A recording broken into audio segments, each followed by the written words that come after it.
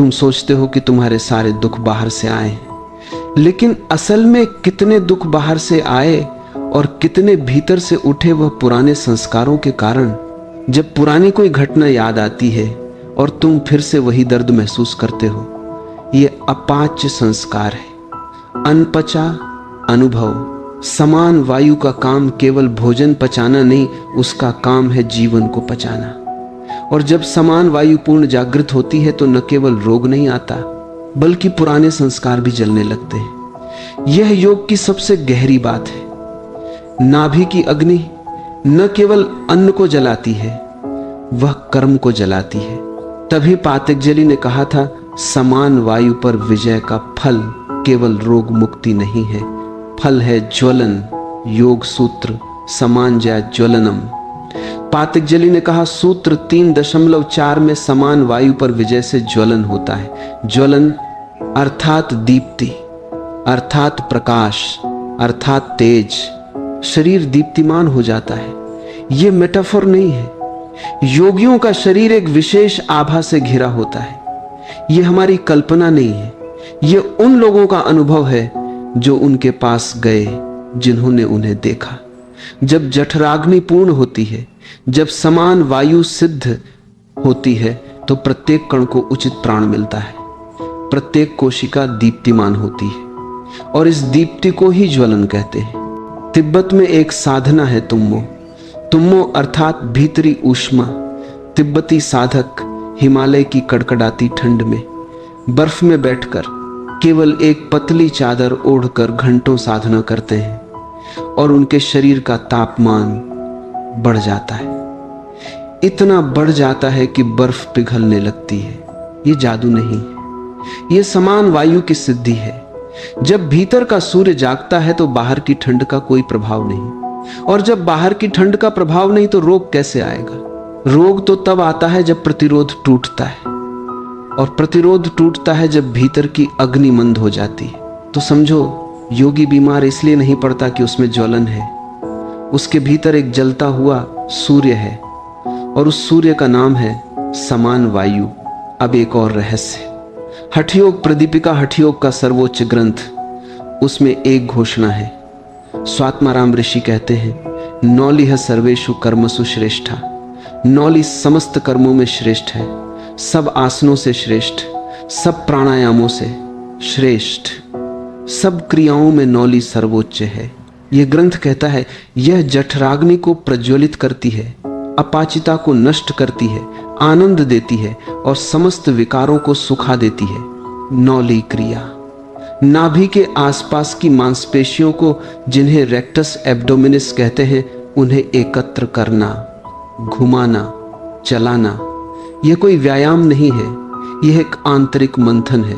मंथन देव और दानव दोनों वासुकी नाग को रस्सी बनाकर, मंदराचल पर्वत को मथनी बनाकर क्षीर सागर को मथते हैं, और उस मंथन से क्या निकलता है? अमृत। ये केवल पुराण नहीं है, ये एक रूपक है तुम्हारी देह के लिए। तुम्हारे भीतर एक क्षीर सागर है, तुम्हारी नाभि का क्षेत्र, और जब उसे मथा जाता है तो अमृत निकलता है। वह अमृत है प्राण, वह अमृत है आरोग्य, वह अमृत है ज्वलन। नौली क्रिया व्यक्तिगत समुद्र मंथन है। अब समझो कि नौली कैसे काम करती है। जब तुम नौली करते हो, श्वास पूरी तरह बाहर निकाल देते हो, उद्यान बंध लगाते हो, नाभि को पीछे रीढ़ की ओर खींचते हो, फिर उन केंद्रीय मांसपेशियों को सामने की ओर धकेलते हो, पहले मध्य में, फिर बाएं, फिर दाएं, और फिर घुमाते हो। वह चक्राकार गति। उस गति में क्या होता है? पेट के संपूर्ण अंग, आमाशय, छोटी आंत, बड़ी आंत, यकृत, प्लीहा, अग्न्याशय, गुर्दे, सभी को एक साथ मालिश मिलती है। यह मालिश कोई बाहरी हाथ नहीं दे सकता, यह मालिश कोई औषधि नहीं दे सकती, यह केवल नौली दे सकती है। इससे नाभि क्षेत्र में रक्त संचार बढ़ता है, जठराग्नि प्रज्वलित होती है, और समान वायु जो उस क्षेत्र की अधिष्ठात्री शक्ति है जाग जाती है।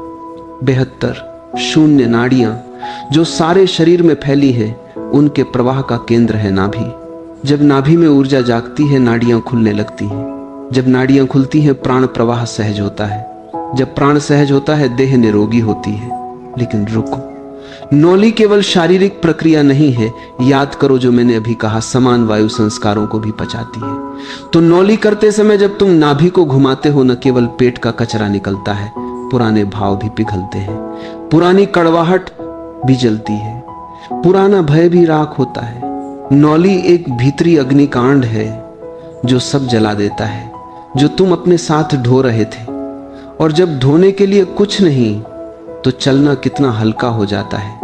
यही आनंद है। यही हठयोग कहता है नौली आनंद देती है। आनंद इसलिए नहीं कि कुछ मिला, आनंद इसलिए कि बहुत कुछ गया। अब एक व्यावहारिक बात, नौली क्रिया की शुरुआत उद्यान बंध से होती है। पहले उद्यान को सीखो, फिर अग्निसार को और तब नौली को। यह कोई जल्दबाजी का काम नहीं है। इसे गुरु के मार्गदर्शन में सीखना उचित है, लेकिन यह साधारण मनुष्य के लिए भी सुलभ है। यह केवल तपस्वियों के लिए नहीं है, यह तुम्हारे लिए है। हर वह व्यक्ति जो चाहता है कि उसका देह स्वस्थ रहे, उसका मन स्पष्ट रहे, उसकी ऊर्जा प्रचुर रहे, उसके लिए नौली एक वरदान है। तैत्तिरीय उपनिषद में एक वाक्य है, बहुत छोटा, बहुत गहरा, अन्नम ब्रह्म, भोजन ब्रह्म है। जब पहली बार यह सुना होगा, किसी ने सोचा होगा यह क्या हुआ। जो रोज थाली में आता है वह ब्रह्म, हाँ, लेकिन केवल तब जब उसे सही ढंग से ग्रहण किया जाए, जब उसे समान वायु पूरी तरह पचाए, जब उससे प्राण निकलकर पूरे देह में फैले, तभी अन्न ब्रह्म होता है। नहीं तो अन्न बोझ होता है, विष होता है, रोग का कारण होता है। तो अंत में एक निमंत्रण है। आज जब तुम अगली बार भोजन करो, थाली के सामने एक क्षण रुको, केवल एक क्षण भीतर से अनुभव करो। नाभि के पास एक ऊष्मा है, एक अग्नि है, वह प्रज्वलित है। और यह भोजन जो सामने रखा है, यह अन्न नहीं है, यह प्राण है, यह ब्रह्म है।